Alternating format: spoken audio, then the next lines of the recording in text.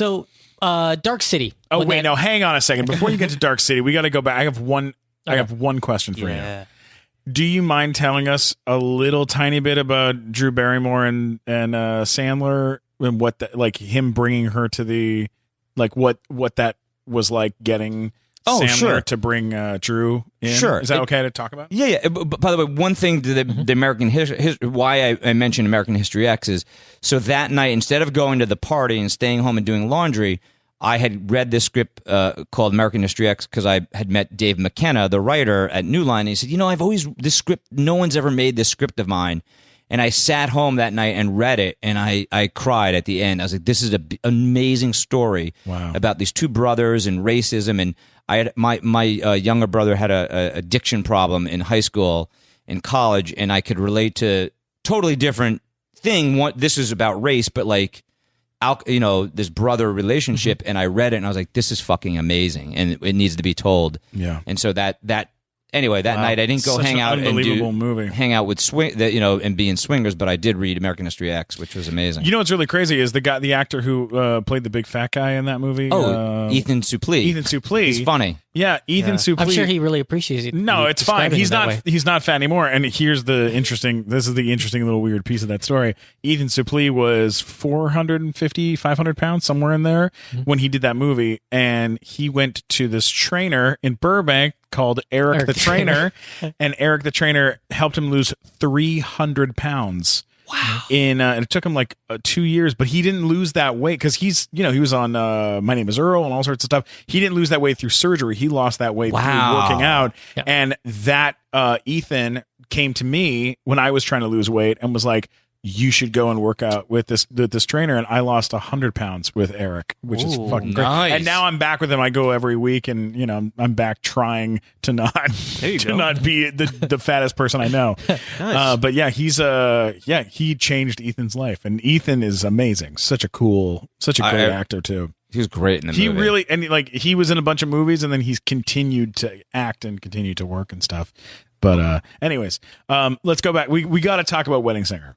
So Drew, what was we were looking for someone to play opposite Sandler, and he had originally wanted the woman, I forgot her name, that was in Happy Gilmore. It's Pete Sampras's wife. Yeah, and I forget her name, but I know exactly who you're talking about. Pulling it up. Isn't she on Modern Family? The wife. Oh, the wife. Oh. Sure. Oh, you're talking about Julie Bowen? Yeah, I think it was Julie Bowen. Oh, wow. Yeah, I was thinking of the girl from Happy Gilmore. I had no idea. I think it was Julie. Am I getting confused? I think you're right. Julie Bowen. That could be. She was in Happy Gilmore? Pulling it up. Hold on. We're going to pull this up. All right, Wedding Singer. All right. Yeah, we got it. We have thumbs up. Yep. Julie Bowen. Julie Bowen for 5 points, folks. Great. All right. So, because they had worked together, so Adam, as we've learned later, likes working with people he knows. Yeah. And she was engaged to David Spade back then. Wow. Yeah. I didn't know that. I only know that because Spade was on Howard Stern and he talked about how he blew it and he should have married Julie Bowen when he had the chance. And then, He had his own wedding Whatever. singer. Yeah. He would have. But he said that while pushing Playmates off of him. Exactly. All right, keep going, so that was, they were, looking at her, and we had there was a division of New Line called Fine Line that made more of the prestigious movies, and they had made a 2-picture deal with Drew Barrymore, and she had done, I don't remember if it was Gun Crazy or some movie, and then there was another movie they were supposed to make, but they didn't make it, so they paid her, I don't remember what the monetary fee, they owed her money. Right. So she was going to get paid regardless. Okay. And they said, why not get Drew Barrymore to be, we have to pay her for a movie that... Yeah, and we're fans of her. I mean, it's not like we were... Yeah. No one didn't like her. And so I remember talking to Sandler, and I was like, hey, dude, she's great, and he had liked her. Mm-hmm. Like, the idea of the girl from E.T. grown up, and because at the time, Drew had been doing these... more she was going against type these darker roles. Yeah. And so then Sandler went and met with her, and they had a love fest, and that was it. And then we went and Drew in the movie, and they were great. Yeah. Now she's done like 3 or 4 Sandler movies. A few of them, yeah. Yeah. She's whenever they team up, it's awesome. It's like you get that Tom Hanks, Meg Ryan feel, which is She was nice. great. She Always is so great. nice too, and Yeah, they did that movie together recently where they go Blended? to Blended, which was a great movie. really funny. Do they still do 3-picture deals and 2-picture deals and things like that? Do you see that happen as often? I mean, at Netflix they do it. Like they're doing it with Sandler right now. But like they gave him a 6-picture deal or 5-picture. I think four, but do you see it very often? I don't know. I've been on the other side, but not really. I don't think people they don't do It's that. more Like, just free agent every time. yeah. I mean, I don't. Yeah. I mean, like when I was at New Line, we did The Wedding Singer with Sandler, which we loved, and then because of other circumstances, we didn't end up doing The Waterboy, which was a mistake. And then we did. Then after the Waterboy, then we made like a 2-picture deal with him and did we did Little Nicky with him, which So fun. We were a bunch of Jews making it. We thought it was funny. Yeah. And then you don't realize when you go to test a movie like that Middle America, I mean, I don't know if you guys like the movie or not, but Yeah. they don't like making fun of the devil, of God, of any of that. It's just a no-no. Really? Across the board, people, regardless of it, they did not like that. Wow. You would think by then he would have so much, like he would be trusted to know that you're making something funny. So just be open but that's to what it. I mean. They don't like religion is one thing people don't like to be. Yeah, they just don't like jokes about it. No matter how good they are, they don't like I mean, jokes if you about it. and I didn't. If you go back and look in time, like Roseanne Barr did She Devil at the height of her career, bombed. Bombed. If you look at Good movie, by any the way. comedies, I shouldn't say any, but comedies that deal with the devil and The only one I can think of religion. that Middle America liked was "Oh God, You Devil," which was very mild. Yeah, That but that wasn't was really- Yeah, it was George Burns. And it was just like, Yeah. oh, he's an old guy. Okay, that's funny. Yeah. Wow, you But- bet, sweetie. That's a good one, though. Yeah. That's not Or Defending Your Life, kind of. Oh, that's such But, I mean, a that's good a great movie. It's But a there's no, different but audience. God's Didn't not make in it. money. Yeah. Yeah. But I mean, those are more like not really going for the Middle America, like Mass appeal. blue collar guy in Ohio. That's not who those movies are made for. Yeah. But I loved Little Nicky. Yeah. I'm biased, of course. Okay, so now around that same time, like pretty much like one of your next projects was Dark City, right? Yes. In that same era. Now that movie, I love, and I only really found out about it because Roger Ebert really championed that movie. Like he loved that movie, did the DVD commentary for that movie. Like he would go to film festivals and do a live commentary where they would play Dark City. Like that's one of his favorite movies of all time. And I remember on the 10 best list that year, Roger Ebert named it his favorite movie of the year. And that was the last year Gene Siskel was alive and did a 10 best list. And he named Babe 2 Pig in the City his favorite movie of the year, which was also an excellent movie. And Dark City, I think, was like number 5 on his list. I mean, it was like really critically acclaimed, but it didn't make money at the box office at all. Like it sort of bombed out, right? Yeah. But it was a great film. Like, how did you find that one? So with that one, we were fans but DeLuca and I loved Alex Proyas. We had seen Crow and loved Crow, and I believe I'm not sure, but maybe Mike tried to do the Crow at New Line, didn't happen. But so Robert Newman, Alex's agent at the time, we kept offering him movies. That's what it was. We would offer him movie after, and he'd keep passing and passing. And Robert said, "Look, all he wants to do is this movie Dark City, but it's at Fox." And I said, "Okay, well, why don't we do it?" And it was stuck at 20th Century Fox. And so DeLuca had read it years earlier and always loved it. We read the whatever the latest draft was. We loved it, and the problem with Fox, this happens, not like the problem, but they would only make it with a certain actor. Sure. I don't remember who the actors were back in that day that meant something to the box office. And Proyas's vision was, it's an alien world. I want to find someone that's not like Brad Pitt or Matt Damon or whoever the name was at the time, Tom Cruise. Because if you if They're it's too pretty. If it, and you know that guy, and you'll feel comfortable in the world, and he didn't want you to feel comfortable. Interesting. It's supposed to. I mean, it's creepy right from the start. That movie. It starts off creepy and just gets creepier. Yeah. So that was his intent, and Fox only wanted to make it with, some sort of name. Yeah. So we agreed. Oh, and then also Proyas he and his partner had the rights to one of the most phenomenal British movies called Quatermass in the Pit.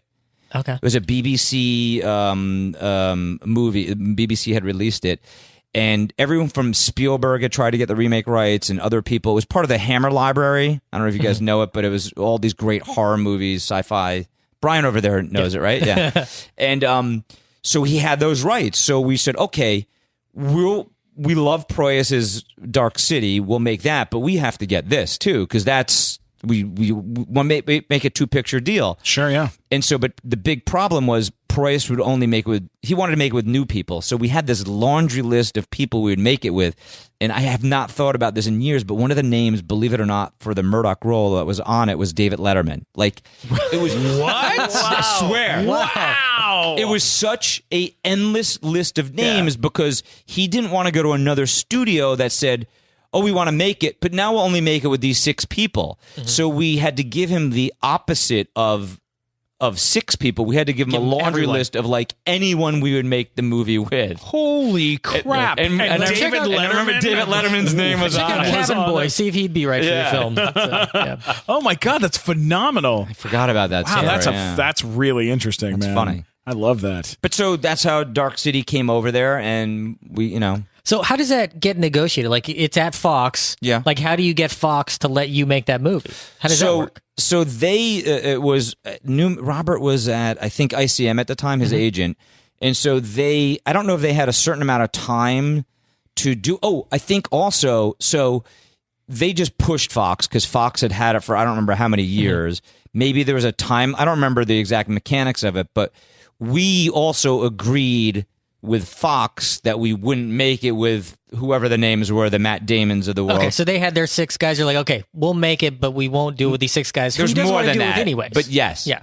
So we agreed, and so they, and by the way, in an honorable fashion, which isn't always the case in Hollywood, sometimes they'd rather hold projects and never let someone else make them because they don't want to, like the famous, you've heard the famous Home Alone story, right? Or no? No, please. Oh, so Home Alone was originally at Warner Brothers. They developed it forever at Warner Brothers, and I don't remember I don't remember what they wanted to make it for at the time. Say it wasn't that much back then, but say it was 12 or 15 million. Sure. They wouldn't make it. So John Hughes got them to put it in turnaround, and then they made it at Fox and became a huge thing. Right. And so after that, like, people would rather not put a movie in turnaround because they don't want to look. They don't want somebody bad. else to get it. Well, I think they're like, There's a few movies like that where they did. yeah, because I think people now, these executives, they're like, if this gets made by somebody else and it makes a lot of money, I lose my job. That happened with Slumdog Millionaire. Yeah. Whoever, what studio, I don't know what studio that was, but whoever developed that movie all the way to the end then decided to just say, it's not going to be a thing. Yep. And then they had shot and made the whole movie at that point. And they were just like, we're not going to release it. Let's let it go somewhere else. Crazy. But yeah, it's a real Stranger tricky, Things went to like 15, 20 places supposedly, right? And then Netflix grabbed Stranger Things. Such and a then great series. It's right? amazing. Yeah, fine. I'll watch it if you guys will all shut up about it. Are you serious? You haven't watched it? No, not yet. Get the fuck out of here, Matt. Like that's a show where it's like, all right, at this point, it's got to be the best show I've ever seen in my entire life to live up to all the hype that all these people have been talking All right, about. we'll be right back. Yeah. Come on, man. Jesus, Matt. Are you serious? I haven't watched it yet. I made Mike Black watch it, and you know how I have Star Trek reruns to watch on BBC God, America. you've watched every Star Trek episode. We know this from that's right. Brandon Braga. We know. I listened to that. You were like blowing Brannon on the he's show. the greatest. Yeah, Brandon was Look, if Brandon Braga wants a handy, I'll give him a handy. That's how much I respect him. Absolutely. It got to a point where Brandon Braga was like, I believe it was this episode, and Matt would be like, actually, you're wrong. Well, it's this. And because Matt knows. Matt knows. Well, what you're talking about is he talked about, he's like, well, I think Gene Roddenberry, when he created the holodeck for Next Generation, was like, well, actually, Hollow kind of debuted on the Star Trek animated series in 1973 when they had the Rec Room in the first episode of the animated series. You got to give him credit though; he knows his shit. I love that. That's awesome. Whatever. You need to watch Stranger Things. I will watch it. Here's the plan. The plan, Brian, is we're trying to get one of the kids from the show I will watch to the come show do the podcast before we get the kid on the podcast. That's the plan. Yeah. That'd be awesome. Some of them That's can a good sing idea. too.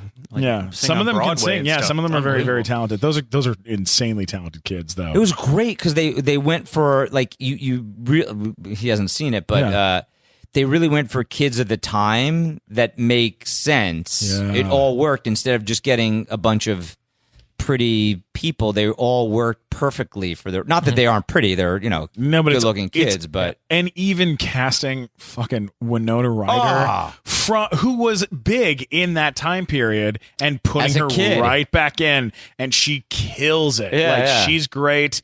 Everybody's great on that thing. It made me. It's every once in a while I'll watch something that makes me angry that I'm not in it, and it that happened with Orange Is the New Black when I watched the first season. Gary, I'm forgetting his name. One of the guards and me are friends on Twitter, and immediately I was like, I want to be a guard on that show so fucking bad. Why am I not a guard on that show? Like, I would be great. Why have I not even been seen for that show? Like, that's insane. I would love to do that show. And Taryn Manning, who's on Orange Is the New Black, and I grew up together. We know each other from junior high school from back in the day. Wow. So I was like, man, oh man, that would be so fucking cool to do that. And then when Stranger Things aired, and it doesn't happen all the time. It's not like I'm sitting around watching movies going, why am I not in a thing? But every once or twice a year, I'll see a project where I'll go, damn, man, I would have fucking killed that. I'm pretty sure I'm going to be that way when Star Trek Discovery comes out. I'm going to be like, why am I not in this thing? Oh yeah. You know what I got? You know, it was so funny. I got close on it, and it came out a couple of years ago. This week is I auditioned and got a couple of callbacks on the Jobs movie with. I remember. You remember that? Yeah, and you did the whole thing in makeup. I did. You had your Big Time Rush people full beard. do the Steve Wozniak makeup on you. They did a wig and makeup on me, and I went in and did the whole read like that. And then they gave it to Josh Gad. Oh yeah, who's amazingly talented and was great. But it's funny because that movie is fucking horrendous. Yeah, like it's a terrible, terrible movie.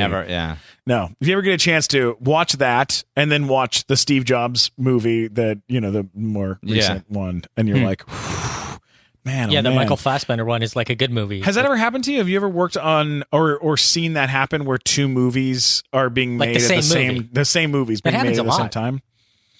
Well, when I was at New Line, I was developing with Don Murphy, who produced Transformers, but he did Natural Born Killers. Oh my god, he's a great producer. Yeah, we were doing with this other writer. He had done Permanent Midnight with David Villos. Was it the Ben Stiller movie? I think it was him. Permanent Elf Midnight. Rider, right? But we were developing the story of Tina Brannon. Tina Brannon was the girl that was in. Are you talking about Brannon Tina? Yeah, Tina Brannon. No, from Boys Don't Cry. Okay, so we were developing a project at New Line where we had the life rights to the family or something, and Fox was developing their Boys Don't Cry movie. And we were both competing, and we had different rights that they didn't have. Whoa. But they had stuff you didn't have, you had stuff they didn't have. And they just got theirs going before ours. But there's a case where we had competing projects. Who did you guys have in the lead? Do you remember? We hadn't gotten that far. Oh man. That's so crazy. But usually you try to avoid that. They had Hilary Swank. Did you have Sarah Jessica Parker? That would have been a weird movie. Weird. With Sarah Jessica Parker. Just big teeth actresses could play that part. I saw it happen. There's a God, I just heard this the other day. This is a big secret. I guess maybe I shouldn't talk about this on the air. But there's a dinner that happens. Maybe you can collaborate this with me, Brian.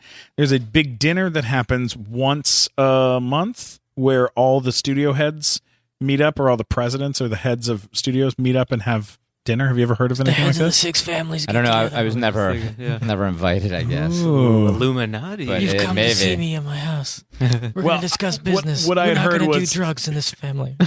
I heard that they all had gotten together, and then That's the worst and then Brando ever, by the way. it like came up that one of them was doing Armageddon and one was doing Deep Impact, and they got into a like what was almost a fist fight in the room over it, and it like really broke people up, and everyone was Wow. very, very upset for a few years, and then it like came back down, Wow. and everyone was cool again.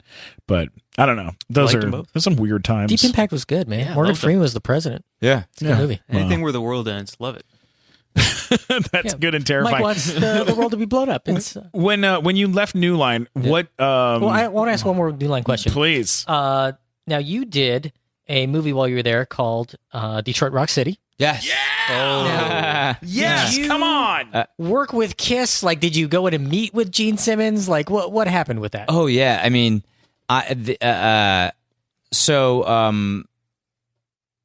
Because Kiss had done a movie before that on TV called The Phantom of the Park. So what happened was not again. I keep saying again, but so Michael DeLuca and I were huge Kiss fans.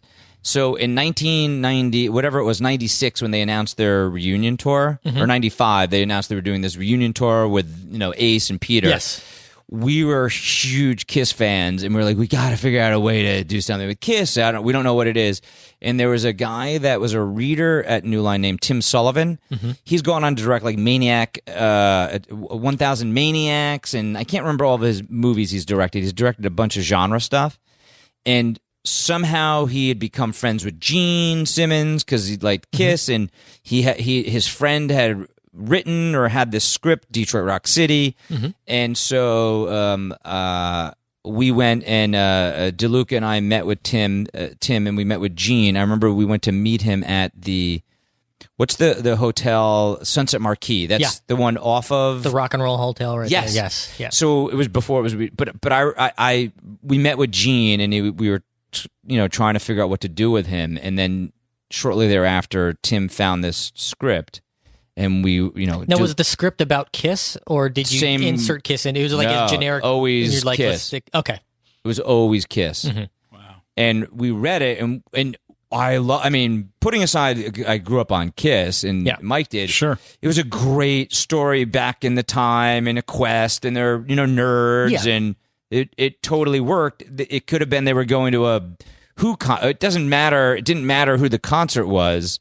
There was a quest story of them, going My through. roommate at the time is one of the biggest Kiss fans on the planet Earth, and he's an extra in that movie because he found out about when they were going to be doing the concert scene, and he got in to go to that, and they played Detroit Rock City over and over and over and over again, and he was just 10 years later, he's still like, the greatest day of my life. It's Rock City 47 times in a row, and I got to scream. And he's like, if he could like pause the movie and be like, "All right, I'm over in this corner of the screen here somewhere." And I remember I wasn't there that night, but there was an air conditioning problem, and we kept having they had to keep giving water because we kept shooting and shooting. But my favorite line of the movie is when they ask the one kid, like, "Hey, you gonna go see Kiss?" And he's like, "Kiss sucks." I love that line. Every time somebody brings up Kiss online, I find there's like a clip on YouTube, just 2 seconds of that kid going, "Kiss sucks," and I post it on there as a comment just to be a troll. Gene Simmons is so great. Have you ever met Gene or hung out with him at all? Yeah. That guy's the best. I've only met him twice. I've met him twice. One time for like 5 seconds here at the Improv. He came with his wife to come watch Jeff Ross perform, which was so fucking cool. It was really, really neat, and he was great. And Jeff like called him out, and it was great. It was super, super fun. It was for an episode of their TV show. Yeah, they do Family Jewels. Family Jewels. Yeah. They were doing Family Jewels here, and I got to go up on stage and play piano for Jeff that night. And so we got to like talk for like 2 seconds. Here's how this goes down. Fucking, that was years ago. That's like almost 10 years ago. Yeah. I'm like a month ago, I'm over at something at CAA at some weird meeting, and I'm in the parking area, and I'm standing there with these like executives, and we had just had this big meeting with like National Geographic or something like this, and we're standing there They're talking. doing a wildlife movie about you. Yes, about bears, about bears in the wild. Yeah, it's just me in a bag of Cheetos, just eating Cheetos all day. So it was just all of us. We're just standing there, and as we're standing there, Gene Simmons walks up, puts his hand on my shoulder, and he goes, "If you're with this guy, you're in good hands. This guy's the best. Good to see you, pal." And then walked away. And everyone was like, "What the fuck was that?" And I was like, "Yeah, dude, we're old friends, man." Yeah. I just pretended like we knew each other, but it was great. He was so fucking cool. Like, just to do that is a fucking like rad 2 months movie. ago, It's great. I saw Gene Simmons on the most unusual thing I would ever expect to see Gene Simmons on. I was watching a television show, and the host of the show says, "Hey," to his guest, he's like, "Hey, I'm going to have my neighbor come out, and he's going to talk to you about why what you're doing is unrealistic." And that show was the Dr. Phil show. And there was some guy on who wanted to be a rock star, and he's like 40, living in his parents' basement. And he's like, "Look, you need to get a job." And Dr. Phil apparently is neighbors with Gene Simmons. Oh, amazing! And he had Gene Simmons come out, and they play like Rock and Roll All Night. When Gene Simmons comes out, there's like smoke, and the guy comes walking out. And I'm like, what the fuck is happening right now? He came out and was like, He comes out and he gives this guy like a lecture. He's like, "Now look, I think your band is pretty good, but you're 40 and you're still trying to make it as a rock star. Now, I know I live the rock star lifestyle, but not everybody can be Gene Simmons. There's only one Gene Simmons." And he's like, "I think you need to get a job. You can still do this at night and still pursue your dream, but you're not Gene Simmons. I'm Gene Simmons." So and the guy was amazing. and the guy was like crying that he met his hero, Gene Simmons. Oh my God. Yeah. And That's then Gene amazing. Simmons told him to get a life, basically. It was Wow. It was fun. Yeah. Wow. That's Awesome. that's Which I never thought I would ever expect that. No. And then they showed those pictures like Dr. Phil playing golf with Gene Simmons. And it's like, these guys hang out. That's weird. God, that's so weird. All right. He's I got 3 amazing. questions before we wrap this thing up. All right.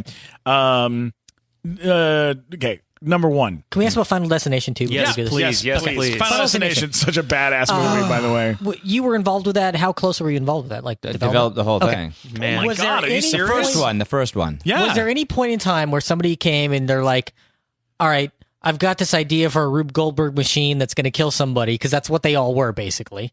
Like, were there any of those deaths where you were like, let's change that. Instead of a Ferris wheel, let's make it something? Like, did you get into the nitty gritty with that stuff on that movie? Well, a bit. I'll tell you. Interesting. It wasn't originally like that. The original. An assistant wrote it. This guy Jeff Reddick, who's now gone on, but he was the assistant to the guy that ran television, and he wrote this treatment called. It was still Final Destination. The premise was the same, except that death. I'm not making this up. Death with like a sickle would hunt the kids down.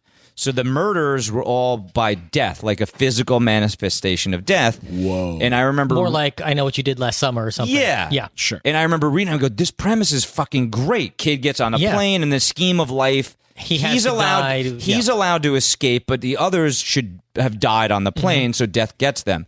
And we would keep trying to have Jeff pull death out more and more, and it wasn't till we met with Glenn Morgan and James Wong, who were from the X-Files.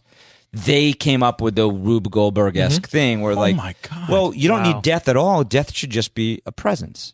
Yeah. And that was it. And we were like, oh, that's genius. Yeah. And then it was their intent, there was their vision of the deaths would be these set pieces where the flame and the wind and the blah, blah, blah, blah, blah. And then when they do the like when they get like halfway and you're like, "Oh my God, they're going to die." And then they get away that time. And it's like, it's so cool, that movie. Oh God, it was so cool. And what's really cool is that like They've kept it up. every It's perfect. single one of those movies are fun, right? They're all super fun to watch. Yeah, they're very fun. Like the deaths themselves, to me, they're interchangeable at this point. Like I can't remember which ones happened in the first one versus the fourth one or whatever, but I mean, they're all so fun to watch. Yeah. All those little things where it's like, it's building and building and it just builds the tension without there being a killer. Yeah. There was one where a tire flew off and it ripped a girl in half, and I was like, during a race. It was like during a race. Yeah, and like you think they're going to get away and it's, and you're like, how could it travel that far? And then it happens, and you're like, especially, and then once they started implementing like 3D and stuff into it, and this is where I've got 3 questions for you.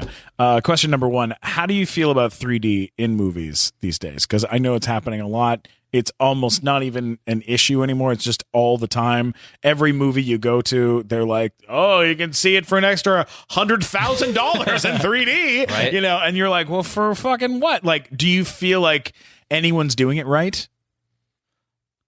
Mad Max Fury Road was Holy freaking nice. awesome. 100%. I mean, I saw that at the Man Chinese. Unfortunately, not. I grew up on Mad Max, Yeah.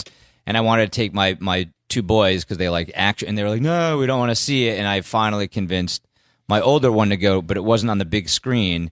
But in 3D, that was friggin' amazing because you the depth of field, you Yeah. felt like when you see the storm off in the distance and stuff like that, it's very cool. like Miller used the 3D. Where I've gone to other movies where, you know. Miller, by the way, made Babe 2 Pig in the City. really? Wow, Yeah. circling. I did not know Yeah. that.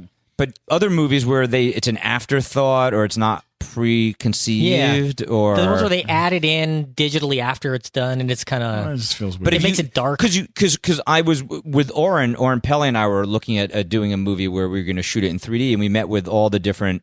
We met with the same company that had all the equipment for Avatar, and then we met with Stereo. I forgot the company, but they did the Avengers post. And what was interesting is like for the Avengers, Joss Whedon met with the stereographer before shooting because you have to shoot it in a certain way to properly use the depth of field, like to make it work. You can't have things really close because it looks weird, or like if you're running through a field, like corn stalks coming at you.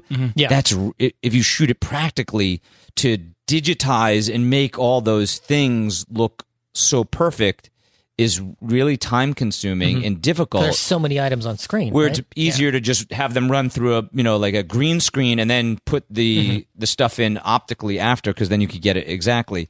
But like he had gone through the whole movie and figured out how he's going to shoot it to maximize the 3D effect. Like that to me is cool. yeah. But an after thing is just Not just like Friday the 13th Part 3 in 3D, where they're just like, oh, let me point the knife at the screen. But every now really, and then. what about you guys? Like, besides Fury, Fury Road blew me away. I saw Avatar's Star great in Wars. 3D. Yeah, I mean, But I'm a huge Avatar nerd. But yeah, you really are. It's embarrassing. I'm trying to think. I'm just kidding. No, Tron? Tron in 3 was pretty great. That's pretty good. I mean, Yeah. I went to the TCL Chinese to the IMAX there and watched the Star Wars Force Awakens. Force Yeah, we Awakens. saw it. Unreal in 3D. It was like it was pretty. It was good. It was pretty cool. There was a lot of neat little things and stuff like that, and they did a nice job with it. But I think they knew what they were doing the whole time. You know, Yeah. I don't know. It happens sometimes that I think maybe X-Men or one of these movies recently I saw in 3D and I was like, what's happening? It's just weird. Yeah, sometimes you see these movies in 3D and you're just like, why did you bother? It doesn't make any difference. Yeah, sometimes that can be. It's just a cash grab. A lot of times. Yeah. Because they know they get a higher ticket price, and that opening weekend people go see it in 3D, and they're going to get a bigger take of it and all that. But when it's done, I forgot which Transformers. I took my kids to Universal IMAX. Yeah. Was awesome in 3D. Oh yeah. we walked out of Transformers 3 in 3D. We did. Yeah.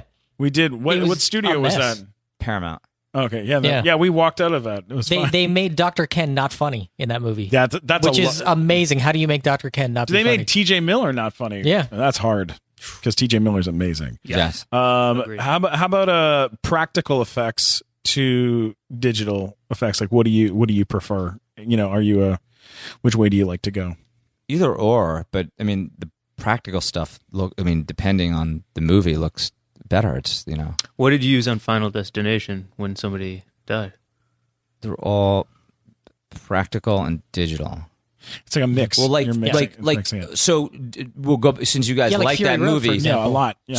So Final Destination was the whole ending was reshot. You know, when they were in Paris, that was actually British Columbia, but that wasn't the original ending. And the original ending, Devin Sawa, the kid, died earlier in the movie.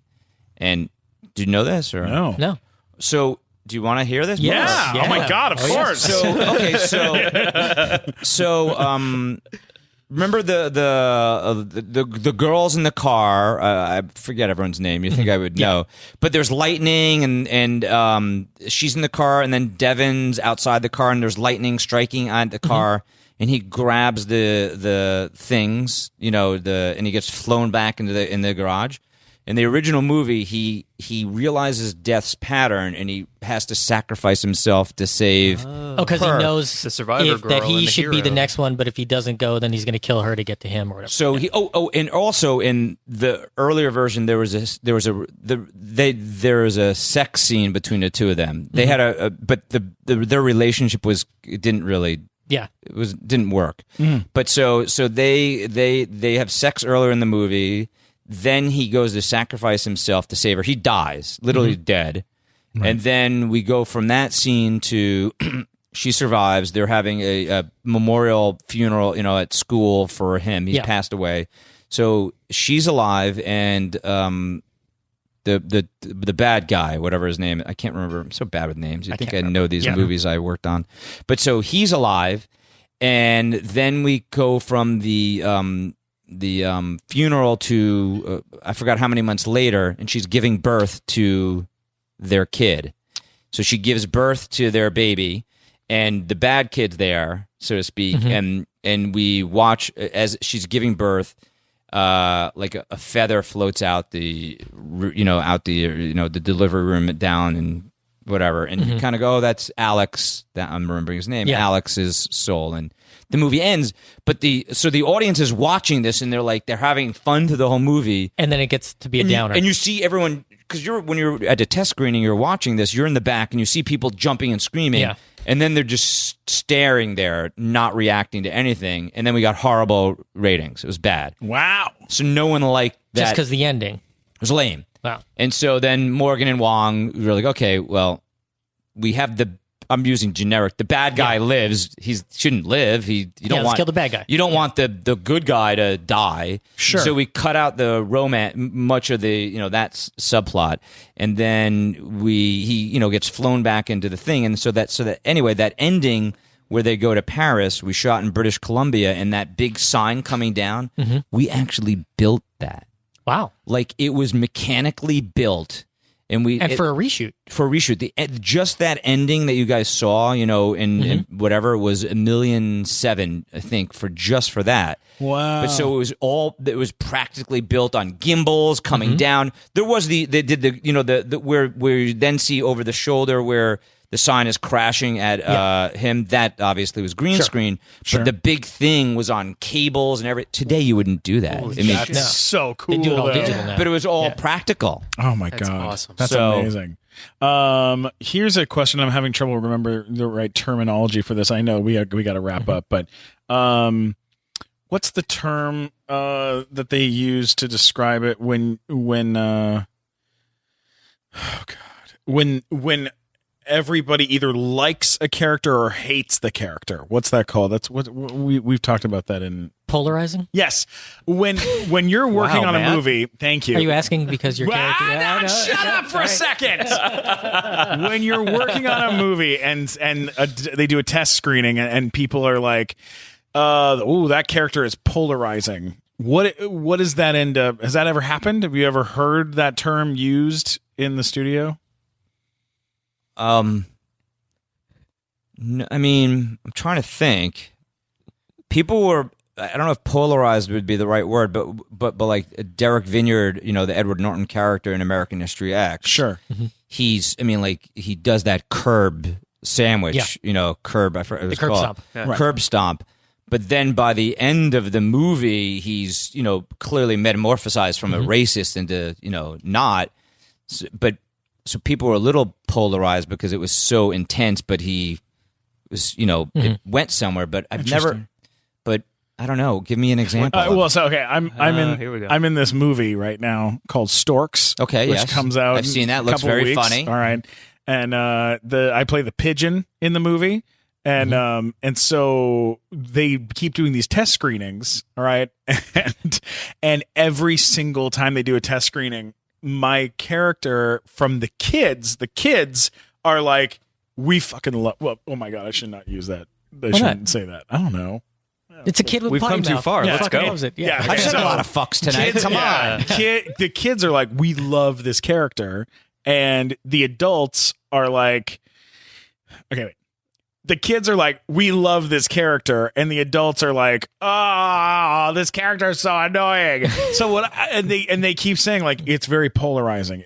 Either the kids love it, the parents are like, ah. Have you ever run into anything like that where they were like super weird like that? It's just, I don't know if it's weird. Maybe it's normal. I feel like there are movies where in the cards where you'll read like, they'll rate the character, and it could be a certain age group doesn't like the character and another does, and you don't. I mean, I get that. You go to the audience. In some demos, like you're loved for that character. In some demos, they don't like the character. We'll see. Well, but maybe it's because your pigeon looks like Donald Trump, and that's why the adults are just like, oh, this is crazy. This pigeon's going to be our president. He does look like Donald Trump. Does he start singing like Up Like Trump, or no? He has a toupee. Oh. He's got like he wears like a suit, and he's got the blonde. Donald Trump toupee. Well, maybe that's why That's a possibility. Because the kids don't know any better, and the adults are like, oh, hey, All right, so here's the third question. The last question is, if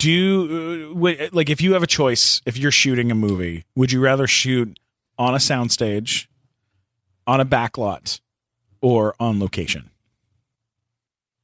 and In any film that you've gotten a chance to work on, like if they were like, oh, we're going to shoot this scene, where would you rather shoot it? Would you rather have practically? But it all depends on the movie. Like you mentioned Dark City, it was almost... It's almost all on stage. Right? All on. There's the scene underneath the railroad tracks where the cars parked exterior. That was practical in Australia. Was the beach scene on location somewhere?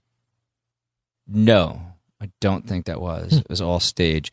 But it depends on the movie. But it's like I did this movie with Oren Peli called Chernobyl Diaries, and we shot it in not in Chernobyl, but that we wanted to in believe it or not. But let's turn off the light, see if he glows.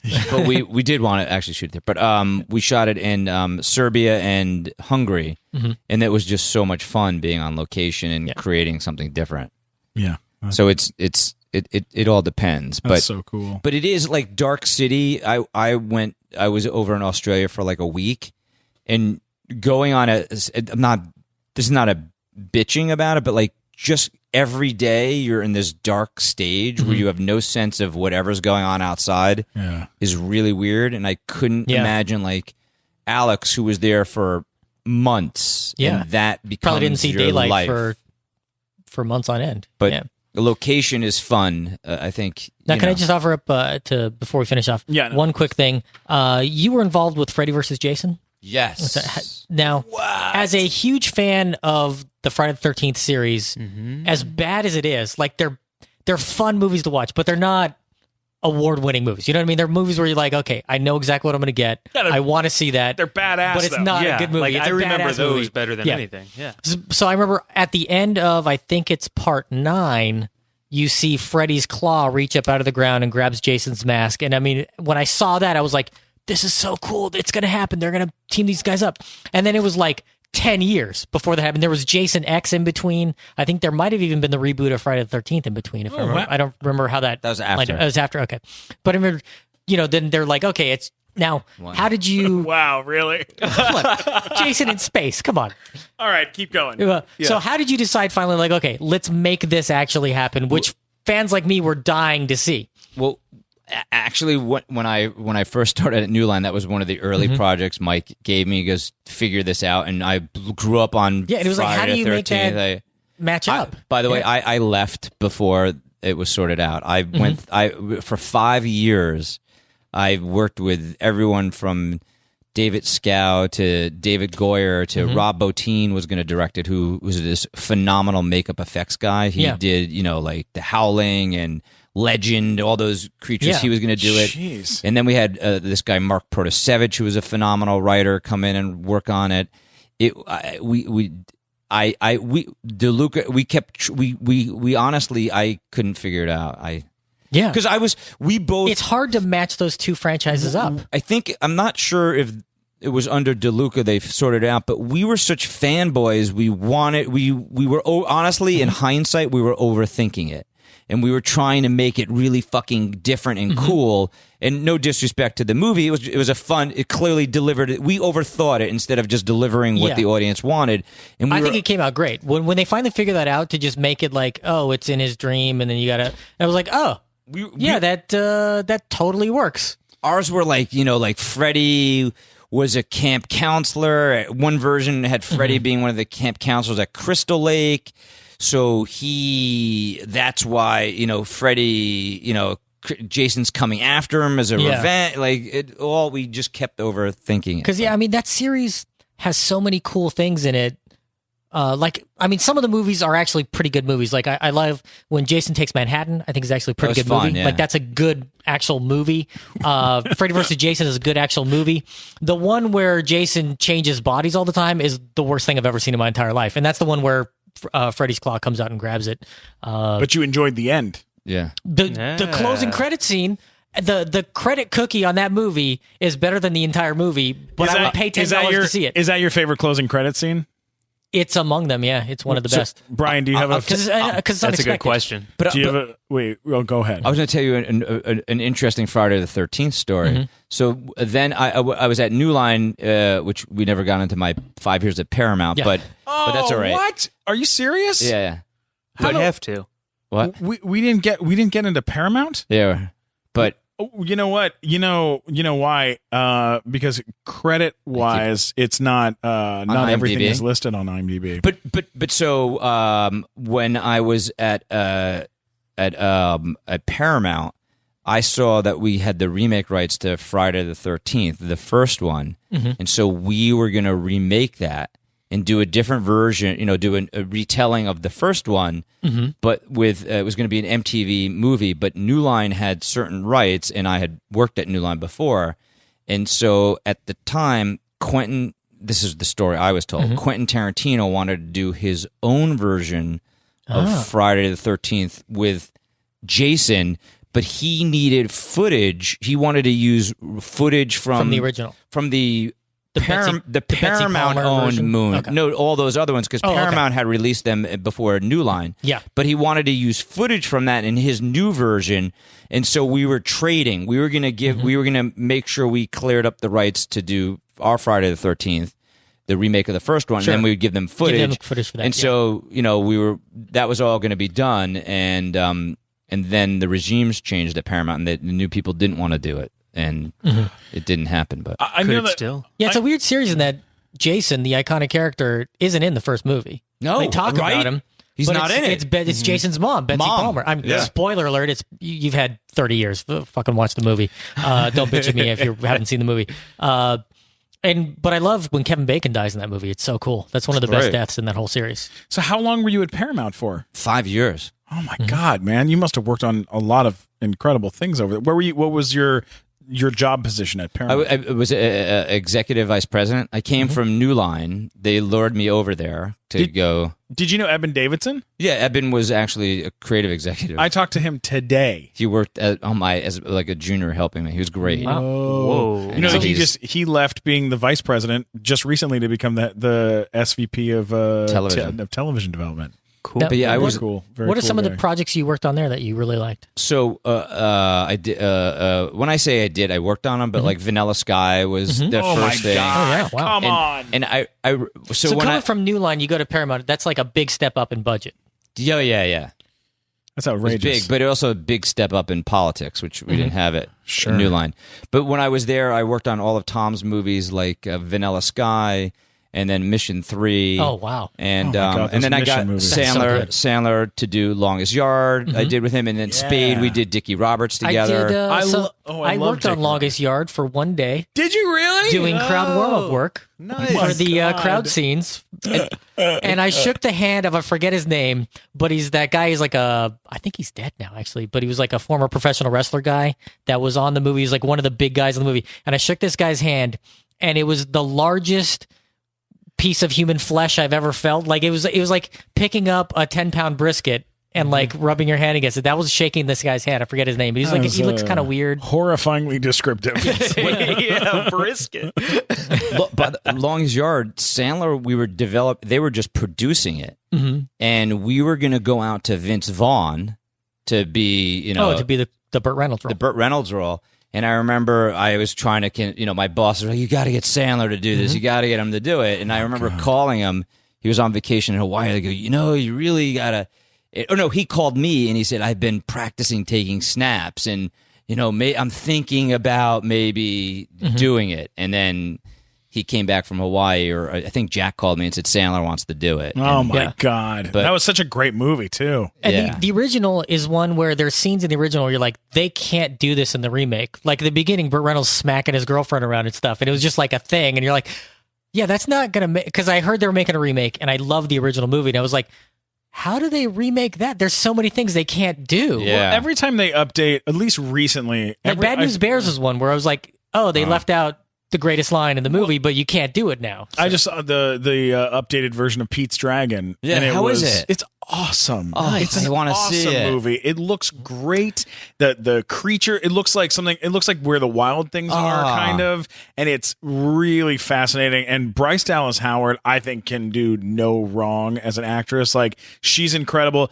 They cast her. They got Wes Bentley, who's like American Beauty and stuff. And Robert Redfern. So you have real actors who are playing it for real in a sci-fi. It's kind of like a fantasy movie, and they nail it. And they don't. When they update it, they didn't update it and go. They didn't like remake it and go, look, we're going to shoot the exact same movie and it's going to be the same storyline exactly. They like used it kind of as like inspiration for a newer, more updated movie. I really loved it. I thought it was great. I think it's a movie you can do that with because it's not so iconic where everyone knows the plot of Pete's Dragon inside and out. Like it's a popular movie, but it's not one where you're like, oh, well, this scene goes exactly like this, and here's the backstory that goes exactly like this. Like, it's not a movie like that where you're sort of locked into a Which is what they did with Jungle Book. When they did Jungle Book, they were like, we have to stick exactly to it, and they tried to make. I mean, did they stick to the book or did they stick to the animated movie? They stuck to the animated movie with the songs and the whole bit, and they tried to like. And it was, I mean, it was Favreau. I mean, so you're like, I can't believe Favreau made this movie, and he's from the guy from Swingers. Like, it still kind of blows me away that he's like that guy. Great photo of you on Pete's Dragon on Twitter, by the way. Yeah, I like that too. Also, That's good. Me riding the dragon. And I just want to hear, like, I know I like Paramount stuff, man. I just want to listen. Yes, please tell us more Paramount stuff. Well, we're okay for time, right? Yeah. Dynamite. Okay. Please. So went there, and I was I'm trying to think of a good Paramount story.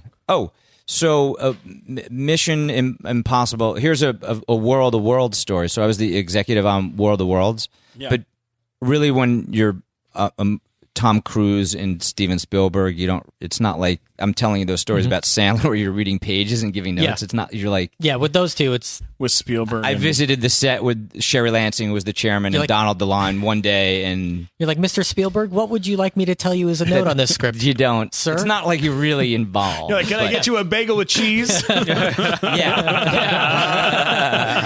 Would you like to throw a bagel at me just to have fun? Because it's Spielberg. But I did... We were trying to find a writer...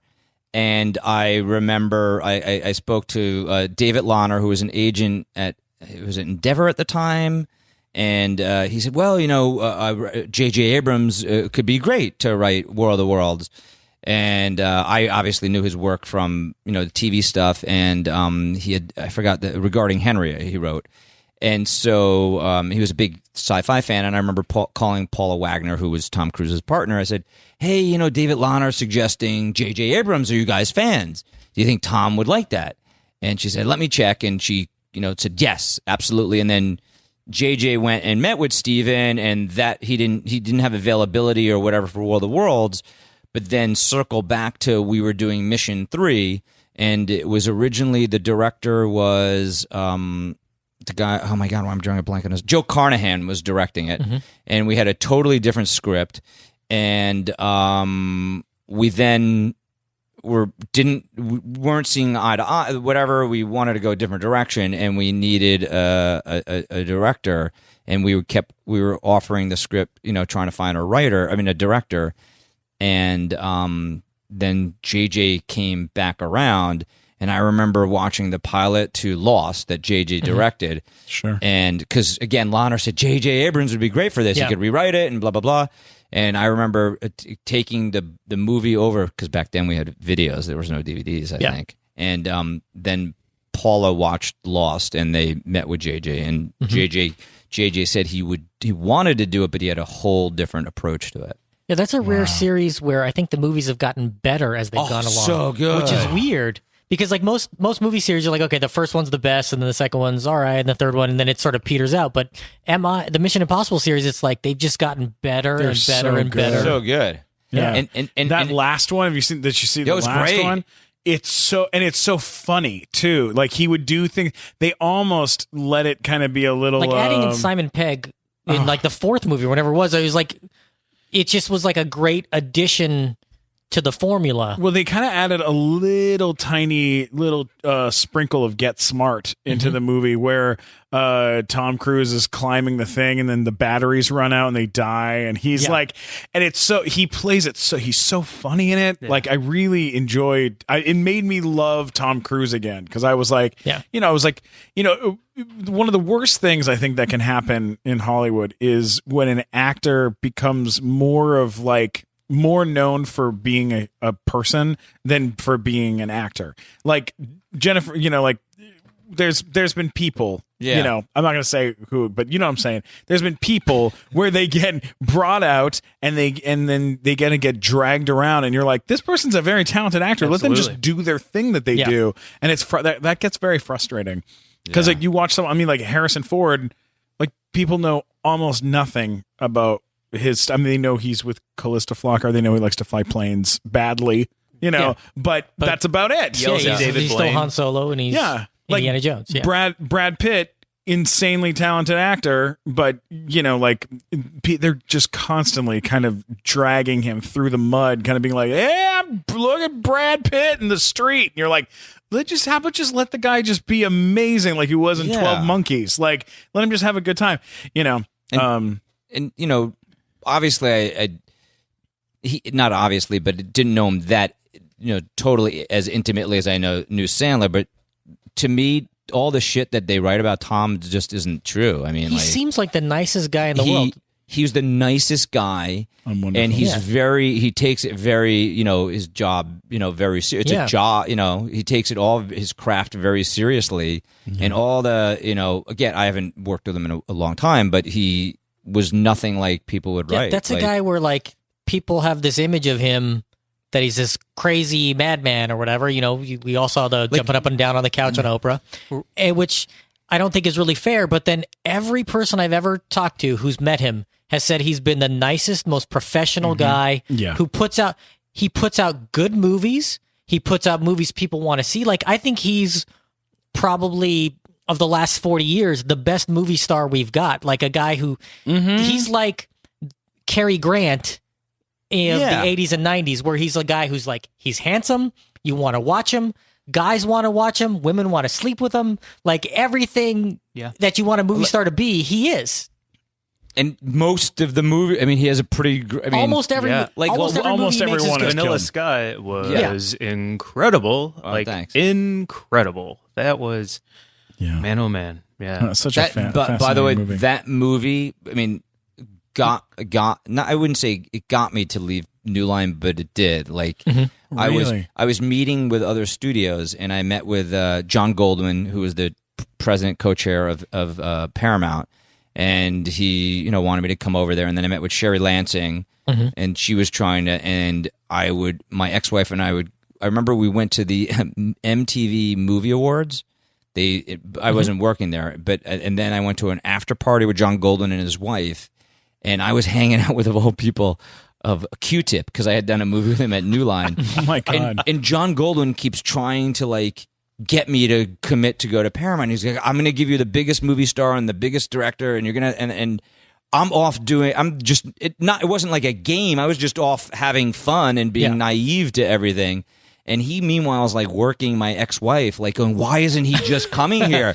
I mean, and then I finally, after whatever, I come back after hanging out with a bunch of people I knew, and he goes, look, I'm going to give you Tom Cruise's next movie and Cameron Crowe's, okay? Wow. And I'm like, I'm done. Let's go. Yeah. Like they were idols of mine. Yeah, I of love course. Cameron Crowe and Tom Cruise. Yeah, how can you can't turn that down. No. And then, Now, were they recruiting you because your work at New Line? I mean, you worked on some really good movies there you worked on some good prestige movies. You worked on some good mainstream hits. You worked on some great horror movies. Like you sort of crossed the board with the work you did there where you're like, I've got a Sandler movie that's a big hit comedy. I've got this Alex Proyas movie that critics loved. Even though the public didn't, it was a great movie. I've got American History X that was up for Oscars and all kinds of crazy stuff. Phenomenal. And Norton sort of broke Edward Norton out to another level. I mean, like you worked on some really good movies and they said, okay, we got to get this guy into Paramount. Then you go there and you just sort of do it again with like, Vanilla Sky sort of helps relaunch Tom Cruise into the public eye in these ways. I mean, that's a lot of really good, great movies you worked on. I know, you're amazing. Though that, no, please. No, you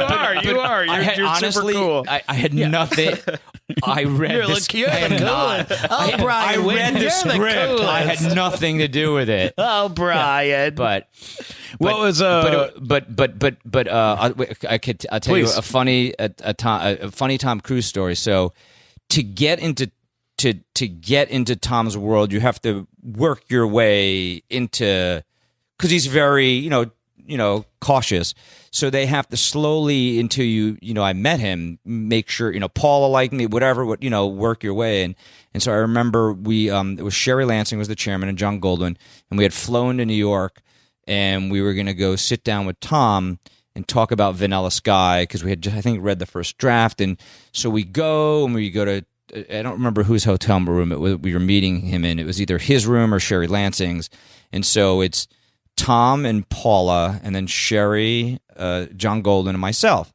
And so we meet everyone, sit down, and so it's the five of us. Very intimidating. This is the first time I've meeting Tom in person. These are like four of the most powerful people in all of Hollywood, and I'm here. And me. And so clearly I was the lowest on the totem pole, and they need a drink. So I had to... You're like, I'm going to go get the drinks. And I'm, serving everyone. So I leave to go back into where the kitchen area is of this hotel room, and I'm telling the story out of sequence. But what I didn't know was, which I learned after the meeting, Tom is like saying to John and Sherry and Paula, who is this guy?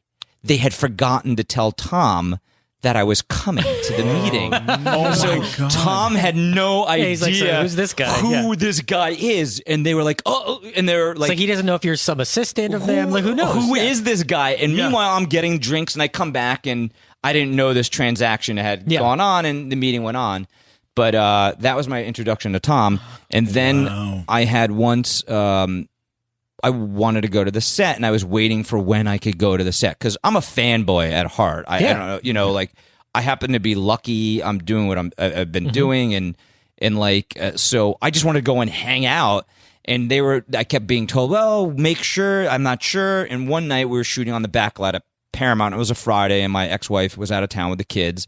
So I was like, fuck this. I'm just showing up on the set. What are they going to do? Yeah. I show up. It was all great. Saw Tom, and they're shooting and end. Said hello to everyone. So it's the end of the shoot. We wrapped it. I don't remember what it was, say 11:30. So Tom comes over to me and goes, good to see you, Brian. And he's staring right in my eyes. Like, good to see you. So they got you here watching us on a Friday night, huh? And I'm like, no. I'm a fanboy, Tom. I'm here because I'm a fanboy. And he goes, like he, and I shook his hand. But by the end of our shoot, I would go and show up on Saturdays when we were shooting downtown with cool explosions and whatever. And by the end of it, he realized that I wasn't just this suity guy. I mean, I loved what I was doing. Now, were you in a suit? Like, that's the thing I know. They always talk about it as being the suits. Did you have to wear a suit when you did this job? No, but I'll tell you another funny story. So we had a negotiation for my deal to go there. I had a great lawyer.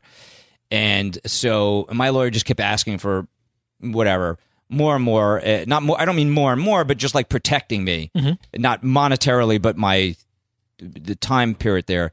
And so it was done. And I had called John, the chairman, before about something about the deal and whatever. And so we're finally, after this few weeks of negotiations, it hits me what you just said, a suit.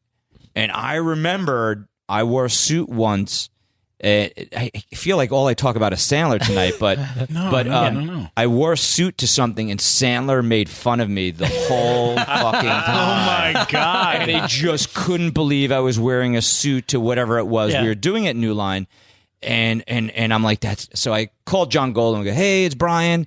And he goes, hey, yeah. I go, look, I have one more thing. Is there a dress code? I have one more thing, and I hear John like on the other, like take it, get, you know, like when someone's sick of you calling about something. Oh, yeah. And he's like, oh, what And he's now? like, what?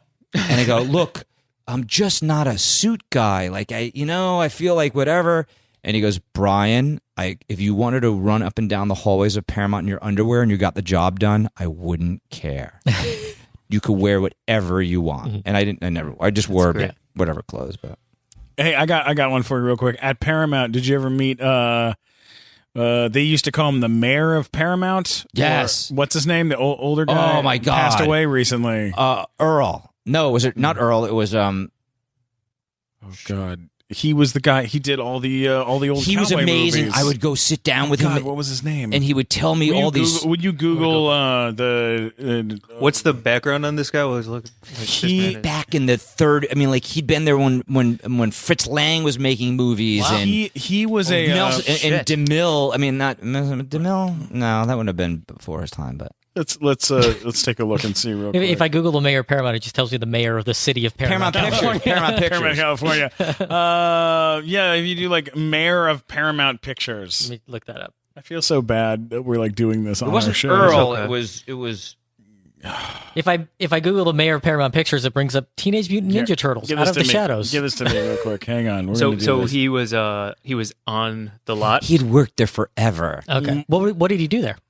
I don't remember what he became like the mayor of Paramount Pictures, where he would tell stories, and he had his own office. Oh, so like people come by for tours and stuff, and he's sort of like a but historian. he knew everything. Like his memory, he would tell me amazing stories about Fritz Lang and Hitchcock and DeMille and Hitchcock and. Like as a fanboy, I became friends with the guy that ran the whole studio, not the like the studio backlot. Yeah. And so he let me go. AC Lyles. AC Lyles. We get it. We did Yeah, it. All right. Here we go. Now- We're going to talk about him for real. Hang on. It was great. AC Lyles was the oldest employee in the history of Paramount Pictures. He started working for Paramount when it was a movie theater as an usher. He was a usher for the Paramount family, for their like whoever the family was that owned it. He worked for the theaters there, and then became an employee of Paramount, working in the studio system. And then he became a producer from all these like westerns. He would do all these westerns like way back in the olden days, and they just let him keep his job, and they put him in this weird office. It was like across from stage. I want to say commissary. 25, like above the commissary, across from the commissary, way up top on the top floor. And this guy, this is not a joke. This is and we can say this. He's passed away, and we love the guy. He was great, but this is a real thing, because I was at Paramount doing Big Time Rush for 5 years. This is a real thing that really happened, and you're gonna love this, Mike. He had more sexual harassment lawsuits against him than any other studio employee in the history of Paramount. Women, not from he wouldn't like do things to women, but the way that he would talk to women, or the way that he would like come on to women or say night, he maybe grab an ass cheek or something here and there. It was very friendly, overly friendly. But this is a true story. He had a secretary in the 1970s. And he said to the secretary, "Do you want to come? Will you come into my office for a minute?" And she said, "For what?" And he said, "I want you to come in and give me a blowjob." Oh my god! And she said, "No, I'm not doing that. I'm your secretary." And he went, "Hang on a second. Are you a woman?" And she said, "Yes." And he goes, "And you work here?" And she said, "Yes." And he goes, "Then why won't you give me a blowjob?" And she goes, "I don't do that because I'm a woman. I do not need this. I am not doing that for you." And he was like, "Hang on a second. You're a woman, right? You're a secretary and you work for me, right?" And she was like, "Uh-huh." And he's like, So then why won't you give me a blood? So was he good friends with Shelley? I was just gonna say, more complaints. But I mean, every time I met him on the set of Deadwood when I worked on Deadwood a million years ago, and he would just come by and hang out, and tell every once in a while, stories. every once in a while he'd grab a girl's ass. But so does Fabio when he sees women too. So that's okay. It's Fabio. It's Fabio. Do you think they would be all right with that as opposed to AC or More all right with Fabio than everyone gets uncomfortable. Yeah. I think women in general don't like having their ass grabbed. But Okay, so say women with what if respect. Brad Pitt grabs your ass? I think it's okay at some. Look, Fabio, I've seen him grab. But is there he a grabbed my line? mom's ass. Fabio, like he grabbed, And she said thank you. she did. She liked it a lot. Wow. You know, But is there a line where a woman would go, "Oh, Brad Here's all Pitt," we need to know. Everyone but in this Brian room, Witten or everyone one in of this room is below that line, so it doesn't matter. the bar, if you None of will. us are above that line. It's, I completely agree. I think Brad Pitt maybe. I think he may be able to, but I think Yeah. we're all out of luck on that one. One last I Paramount would- question. yeah. Did you work there when they did the movie Hitchcock with Anthony Hopkins? No, Okay. I had left. The other ones I worked on saw there the were movie. Transformers and What's that? G.I. Joe when I was there. Oh, You did G.I. Joe when you were there? cool. I bought the projects and developed them. Oh my God. Is there anything? Is there anything right now that you're excited about? Yeah, I'm doing, as I mentioned before, working with Jeff on heavy metal, but I'm currently in pre-production on a remake of The Blob. What? With, Oh my Sam God. Jackson is starring, and Simon West, who did Con Air, and we shoot it in October in Ireland. So this is a Oh my remake, God. a remake, yes. which is cool because there was the Blob in the 50s and the Blob in like 1980, and then Yes. there'll be a new Blob. That's A cool. new Blob. That's so cool. Which would be fun. And It's again, lot that's a of fun. movie you can do that with because it's not one where it's like the lore is so locked in. You can give us a new movie that sort of reimagines it. I think would be Totally. a lot of fun. Like I would love to see. Are you that. going I to would have love to see it. Practical Blob? Jello, yes. We've made a partnership with Jello. No, you did not. No. Oh my God! Of course, that's so cool. Mike, here's what we're I getting. We love will it. make Jello shots and go watch the Blob and do Jello shots watching the sounds new pretty Blob. good. That's what I I'm would love to in. do. I'm in. Brian, I hope you join us for that. Where can people find you on the in the internet and in the world if they want to look you up? Is there I'm on ways? Twitter or Yeah, are you on Twitter? What's Twitter? IMDb. Brywit. Brian? I'm very clever. Brywit. Very good. Very Right. nice. BRIWITT. No T. One T. Okay. Brian. Brywit. And we'll tag you. And then in also, we'll tag you when this comes out. tag me, So, man. yeah, Tag me. I'll tag you, babe. I like tag it. you. But By the way, what about You have a new I- follower. I named forgot. Walker. We actually met at Sandler's Hanukkah party. Yeah. Because my kids loved Big Time Rush, and we were going. Sandler took over. He takes over every Christmas or Hanukkah because he's Pickwick Bowling Alley out in the valley, The and best. he invites everyone that's ever worked with him there. And it's anyway. So we were going. My kids and I were going down the bowling lane, and we're walking, and they go, "Oh my God, that's the from Gustavo Rock. yeah, from Big Time Rush." And I watched the show with the kids because I, like to watch what my kids are watching.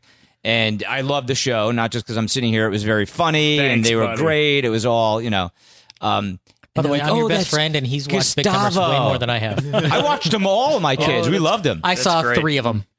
Aw, That's so cool. dude. My girlfriend That was- walked in on me watching an episode the other day, like 2 days ago. She walked in on me, sitting in my underwear, watching myself so on you were TV. clothed. You were Is that clothed. more Yeah. or less That's what embarrassing than her walking in on you watching porn? She's never walked in on me watching porn. It's Okay. never happened. Never? Not yet. How'd this No. feel in Now that relation you have to your porn? VR Same stuff, level? it's going to Oh, be... no. That's never happening. She's never. You walk in on your boyfriend with a mask on his face. That's the end. That's how a relationship ends. And naked. Yeah, that's not happening. You can't do that. Yeah, how do you come back from that? You, I mean, you I guess can't. That's the That end. would be it, right? That would That's be it. the end. That would be the end of it. I don't think that'd be you get over weird. it. Like if you, yeah. Yeah, you can't do things like that. No, I'm trying. I don't. Tell you what, that's a good No. top of the movie scene right there. Yeah. Everything It goes really to shit is, yeah. after Could that. be good. Yeah. Could be good. It's absolutely I was trying to think of terrifying. being caught stories, but I'm going to leave that alone. I walked in. When I went and met you that time at Sandler's party. This is a fact. This is a true story. I feel like I should tell real quick. Can we tell this real quick? How are we doing? We okay? My man, All right. Bri- he's got a date coming up. This guy's You have a date come tonight? on, Cloud9. Oh, you're good. No, he's happy. You're We- okay. All right. hooked Here we him go. up. Real quick. Here's what happened. Monty Hoffman. Do you remember Monty Hoffman? He's an old comedian. Yes. He's in Funny People. Funny Okay. People. He's passed on since then. Yeah. He looked like the operation guy. Yes, he really did. That was one of his bits, actually. Yeah. He called me up one day and he goes, "Hey, Glickman, guess what? I'm taking you to go do a gig." I was like, "Oh yeah, well, where's the gig?" He goes, "Oh, it's a gig for children. You have to do stand up for kids." I go, "Oh yeah, how old are the kids?" He goes, "Like 8 or 9 years old. There's about 200 of them. You're getting paid $100." I was like, "Okay." And So this is before Big Time Rush. this is before Big Time Rush. So I'm opening for him, right? And so he's like, it's gonna be great. And we'd gone and performed together before doing shows and stuff. So he goes, we get in the car, we're driving to the venue, and on the drive, he goes, "All right, let me hear your clean jokes for these kids." And I go, "Okay, here's one. My mom used to say, don't go swimming if you've eaten in the last half hour. What she should have said is, stop eating every half hour." Right? And he goes, "It's too dirty. It's got to be cleaner than that." And I'm sweating now in the car, right? And he's like, "Come on, you got something better than that." I'm like, "I got a tooth fairy joke." And he's like, "Come on." And we're driving. We pull up to Pickwick. We get out of the car at the bowling alley. We get out of the car. And I go, "I'm really nervous. There's a lot of people here, man, and people are really dressed up. Maybe I shouldn't perform." And he goes, "You still think you're performing for kids?" And I was like, "Yeah, what are we doing?" He's like, "This is Sandler's Christmas party, you moron." "I'm taking you as my date, you piece of garbage." That's awesome. And he took me, and then he walked around and told every single person at the party that I was. And that was your first party. That was you my went first to. time, and that's where we met. Yes. Was that night? It was crazy. Not that night. That's No. awesome. No, that was the night that me and That's Brian awesome. That met. was first time, and then we met at that Samsung. Yeah, and then we met. Then Well, we met. no, he said he'd seen you on Big Time Rush, and this was before Big Time Rush. Oh, maybe it was during Big Time Rush. No, it's during. It could be. Yeah, it was during I don't Big know. Time Rush. Yeah. You took that kind of shit gig from Monty Hoffman? I don't know. I was trying my best. You know what? You have to remember, between first season and second season you of Big didn't Time know it. Rush, Yeah, that's there was true. 1 There's year. nothing There was going on. 1 year between seasons that first year. So, anyways. That's true. That's what we're. Nice. We might have still been performing at video stores back Yes, then. we which probably did. were. You bet. Mike, where can they find you in the world? Oh man, Yeah. my Twitter's great. It's at Glazer Boo Hoo Hoo. I love it. I like that. It's so great. Yeah. Brian over there on the microphone. Brian, pop in. Yes, hello. How are you feeling? Are you okay? Are you angry at me that I set you up on a date with this girl that you haven't met yet? No, she seemed really nice. And, She is very nice. Very sweet just, I don't know if I'm really ready to date. I think she'll make sex with you. I think she'll do well it. then, all right. She's very pretty and she got a great singing voice. Tell people where they can find you on the internet. You can find me at Never Funny on Twitter. Is that really? Yeah. Oh, Really? God, I gotta follow you. How'd you lock that in? God, That's I a that's a love- good one, I actually. love I've been Brian. on Twitter since 2009, and I have fewer than 100 followers. Oh my God, Brian! I We're love going to you get you so over much. 100 followers by We're the end doing of this this. episode. You better believe it. Matt, where can they find you in the world? You can just go to funnymatt.com and find links to everything there. Or if you don't like what I had to say today, let me know at mattwalkersucks.com. Okay, terrific. Well done. Don't forget to subscribe and to the Nighttime Show podcast on iTunes and share it and leave comments on the iTunes page. I'm at Stephen Glickman, STEPHEN Glickman on Twitter, Instagram, and YouTube. All By the way, fun Never things. Funny's up to 99 followers now. Whoa! I'm number nice. 99. I'm going to do 100 when we get off Yeah, I'm the gonna air. do Triple do digits. 101. There we go. We're getting out of 100 today. For Yeah, no. Scrummy Wumples I love is it. your name on Twitter. Don't forget to check out movie Storks Yep. coming to theaters September 23rd And with the live nighttime show. yeah, and the live nighttime show. Yeah, the live nighttime show in this month, August, is the 27th, 27th. and I believe the September 24th. Yeah, of September 24th is the September show. Which is These the are- day after Storks comes out. Yeah, the day after Storks comes out. So go see Storks and then come and see the nighttime show. And Storks, we got Jennifer Aniston, Andy Samberg, Key and Peele, Kelsey Grammer, Danny Trejo, and me. It looks you know. funny. And then for And nighttime polarizing you, apparently. polarizing. Polarizing I'm very versatility. polarizing. That would be the. Yeah, You can use Stephen Ebert. Kramer Glickman. He's very polarizing. Polarizing. Steven doing the most annoying voice you've ever heard, It's really great. which It's a looks lot. really funny. Though. It's gonna be a lot of Looks fun. so funny. It looks good. It's ridiculous. And then nighttime show is ridiculous. The lineup for this month is Andy Kindler, Jimmy Pardo, Tom Wilson, Jerry Bednob, Kate Quigley. and then Rob Zabrecki, the magician, is our closing act for the killer night. magic act. Yeah, and then September is going to be even more insane. And by the way, last month our show sold out so damn hard. It was There was a line down the block. There was a line down the block, Brian. It was completely sold out. We had to turn away like 30 to 40 people who were waiting. And it was probably the greatest thing I've ever experienced. I was in the box office and I go, can you guys get these two girls in? They're friends of mine. And I promised them they could come in. And the girl goes, Steven, the showroom is sold out. None of these people are getting into the room. And I went, yeah, but can you squeeze something? And she goes, Steven, it's done. Yeah, we've already done that. None of these people have to go home. It was so great. Like, as like someone who like, I'm always nervous that we're not going to get people to come to the show, but thank God we're at the Hollywood Improv, which is like the most beautiful, classiest comedy club in Los Angeles. It's such a beautiful place, and we get to record our podcast here. Brian, I can't thank come you to the enough. nighttime show, but come early. Yes, good. Brian, you're so great cool. seeing you guys. Thank you, Brian. I know we like barely scratched the surface, and there's so much more fun stuff to talk about. But thanks for coming and hanging out with us. And Thanks for having me. You're the best. And thanks for checking out the nighttime show. Love you. Peace.